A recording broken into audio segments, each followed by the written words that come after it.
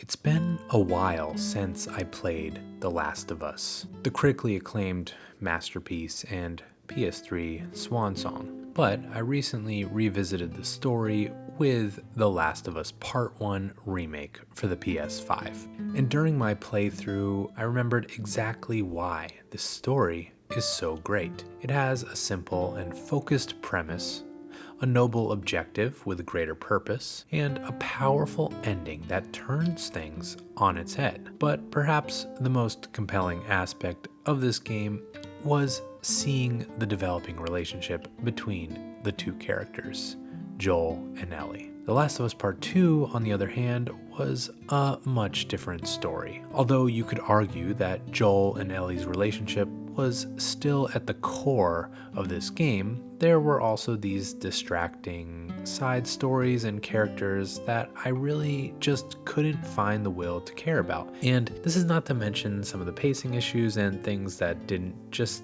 seem to justify being believable. And mostly what I'm trying to say is the story wasn't focused. The noble purpose was largely missing, and too much was distracting from the relationship between Joel and Ellie. And the ending did not really leave us in a satisfying spot. But I would be pretty disappointed if the story ended there. There is more story to tell, and I do think there is a way to close up some loose ends and end this saga in a satisfying spot, and even allow for those like me who weren't too fond of The Last of Us Part 2 to be able to look back and have some newfound appreciation for that story because of how necessary it was for setting us up for the conclusion of the series. And so today I want to outline exactly what I think The Last of Us Part 3 should be about and how it should end.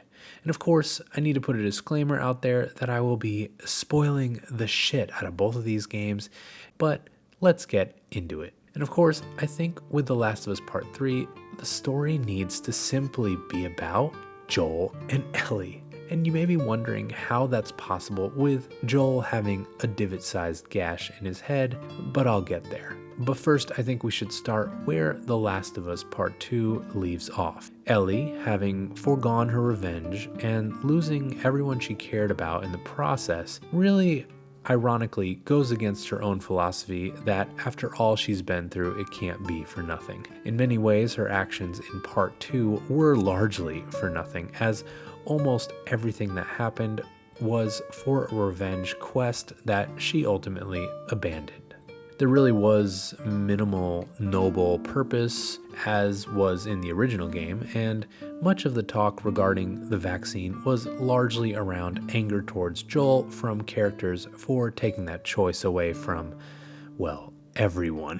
And I think it's a pretty compelling argument that Joel's actions in the end of The Last of Us Part 1 extinguished the possibility of any greater purpose and perpetuated a feeling of hopelessness in the world we inhabit in The Last of Us Part 2. And so much of the events seemed to occur without much constructive purpose. And this pointlessness actually can be a powerful tool to reorient The Last of Us Part 3, as characters could be shown in the fallout of those events and can themselves reflect and recognize the foolishness that occurred and strive within themselves for purpose in this post-apocalyptic hellscape. The Firefly cure angle was largely absent from The Last of Us Part 2, although it did peek its head out towards the end when Abby and Lev are able to get into contact with the reformed Fireflies, and it's implied by the loading screen after you beat the game that they do meet up with this group at Catalina Island. And so where the first game was about love, the second game was about hate, I think the third game should be about hope. And that's where I think we should start this journey, with Abby and Lev and the reformed Fireflies who, as luck would have it, have been able to track down a former doctor. Now, it would be a cool angle if this doctor was maybe not as skilled as Jerry, and so perhaps the likelihood of a vaccine being developed is maybe less certain than the original, But the Fireflies have been able to find a pathway that at least is potentially feasible. All that's missing, of course, is a specimen with which to develop the vaccine. And Abby, of course, knows that Ellie is immune and hears about this and is hesitant at first to bring it up, given, their history. But ultimately, Lev convinces her that the right thing to do would be to tell the group and offer to help in the search. So Abby, Lev, and some random red shirt Fireflies that will die at some point embark back to Jackson to see if they can find and capture, if they have to, Ellie and bring her back to develop the cure. But of course, before they embark, they say goodbye to a group of Fireflies heading in a different direction, heading to San Francisco to try to recruit new members. This, of course, teasing the Firefly DLC pack for Factions 2. Okay, back to the story. Ellie is actually not in Jackson, though, where Abby and Lev expect to find her. She is, well, somewhere else.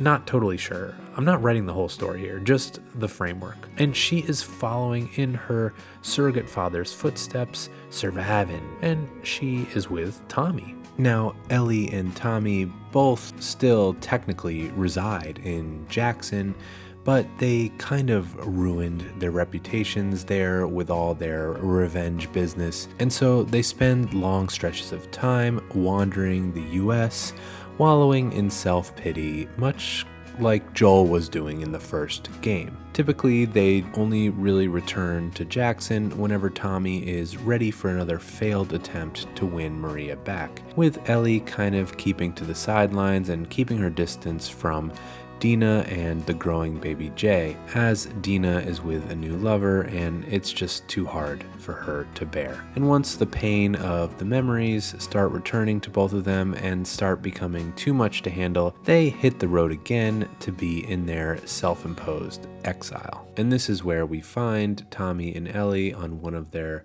latest journeys, and we get a few flashbacks to their most recent visit to Jackson, where it's implied that they may no longer be welcome back. And this is where I tell you how this game is about Joel and Ellie, because we have Tommy to act as a device to bring Joel back from the dead. He was around during the early days of the outbreak.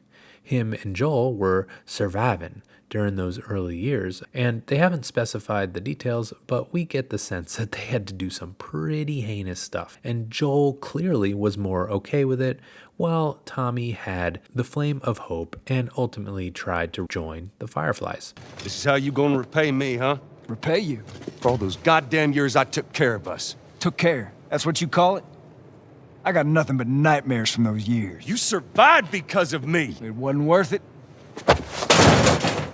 This tension is a compelling idea and story, and well, something people really want to see. It's one of the most requested DLCs we hear about other than the Ish storyline. But rather than being DLC, I think we should experience these flashbacks in The Last of Us Part 3. Perhaps Tommy shares these stories with Ellie as they venture about and tells her about the tough decisions they had to make along the way. And these moments can serve as parallels to how Tommy and Ellie are dealing with their survival in the present, except that Tommy, scorned by the loss of Joel and the ruination of his marriage to Maria, embodies more of a Joel-type character. He is totally devoid of hope and way more willing to do what it takes to survive. While Ellie, on the other hand, still pretty grim, has been reflecting on the horror of her actions in The Last of Us Part 2. And hearing these tales of Joel on the road make her reflect on her relationship with him. That while she loves Joel, he was flawed,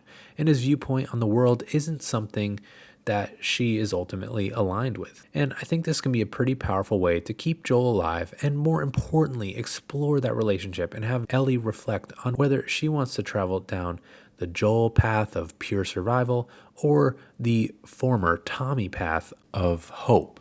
And so the playable characters in this game would be Ellie in the present, Joel in the past, and Abby for a few of those sections that we need so that we can get their perspective. Okay, now let's move back to Abby and Lev, who have been able to track down Tommy and Ellie, and they've been following them for some time. Look, I don't know how they track them down. I can't do all the work here. I'm not writing the full story. Okay, maybe they got to Jackson and they captured Dina and Maria and forced out of them that last they heard they were headed to some location. However it is that they find them, they do, and they capture them both as prisoners, hoping to use Ellie to create the vaccine. Ellie and Abby, of course, have some pretty harsh words for each other, and you can really see the hatred that they have for each other for the events that occurred in the last game. Over time, though, they end up having some deeper conversations, and they talk about Joel, and they both start slowly kind of coming to some slight understanding of the other person's perspective on the issues, but they aren't friends yet. But then, of course, what needs to happen is some sort of a clicker ambush occurs, killing the remaining Firefly redshirts, and Abby and Lev are forced to free Ellie and Tommy just to have enough people to help them hold off the horde and survive. And after the fight, even though Ellie and Tommy have the upper hand and could kill Abby and Lev or just escape for themselves, Ellie has this moment of reflection and decides she's gonna go to the Fireflies anyway. This would be the perfect place to flashback to Joel and Tommy as they separated back in the day,